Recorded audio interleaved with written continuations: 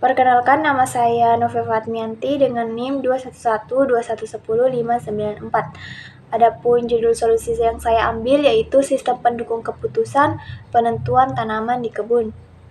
Kita masuk dalam analisis permasalahan. Yang pertama, definisi masalah.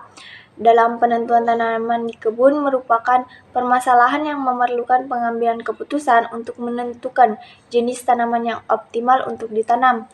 Keputusan ini harus mempertimbangkan berbagai faktor seperti kondisi lingkungan, iklim, kebutuhan air, kebutuhan nutrisi, waktu tumbuh, dan faktor ekonomi.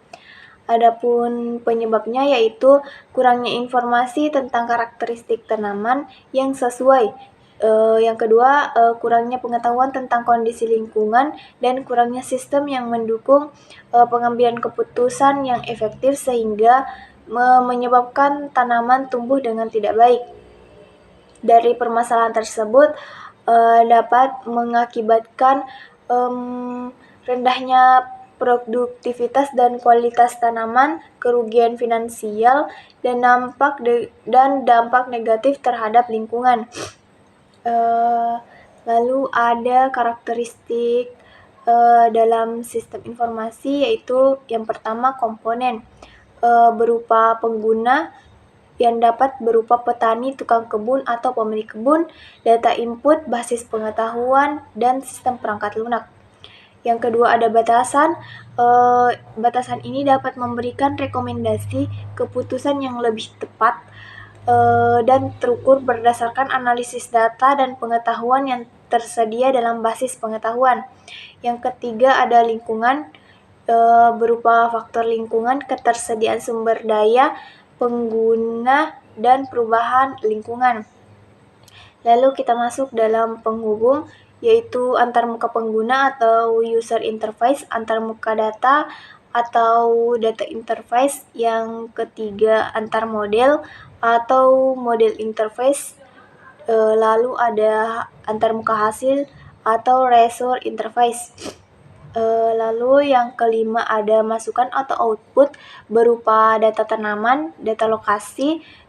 Yang keenam adalah pengolahan atau processing, yaitu pengumpulan data dan sistem pendukung keputusan. Dalam pengumpulan data yaitu kumpulkan data yang relevan tentang tanaman seperti persyaratan tumbuh, suhu optimal, kebutuhan air, jenis tanaman yang cocok, musim tumbuh, waktu panen, dan kegunaan tanaman tersebut.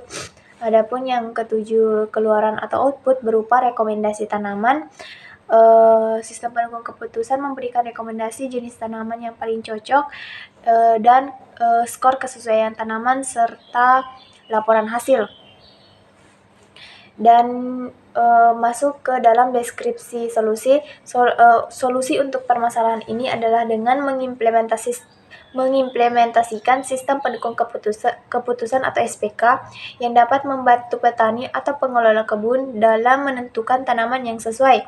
Metode SPK menggunakan analisis data dan algoritma untuk memberikan rekomendasi tanaman yang paling cocok untuk kebun berdasarkan kriteria yang ditentukan.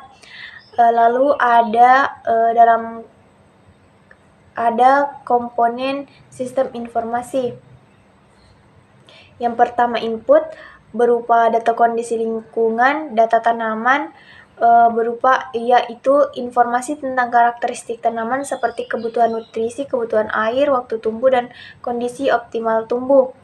Lalu yang kedua ada model. Model ini digunakan untuk mengintegrasikan berbagai faktor dan kriteria yang relevan untuk memilih tanaman yang paling sesuai dengan kebun, misalnya menggunakan metode AHP atau TOPSIS.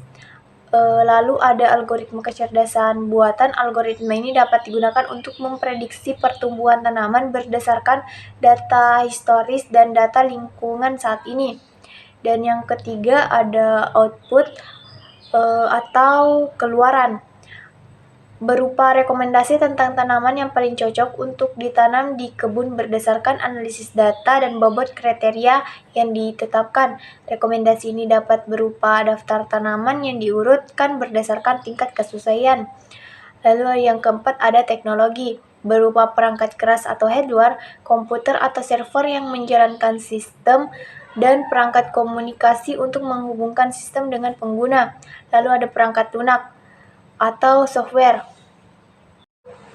Yang kelima adalah database. Database ini digunakan untuk menyimpan data tentang kondisi lingkungan, karakteristik tanaman, data ekonomi, dan data historis kebun.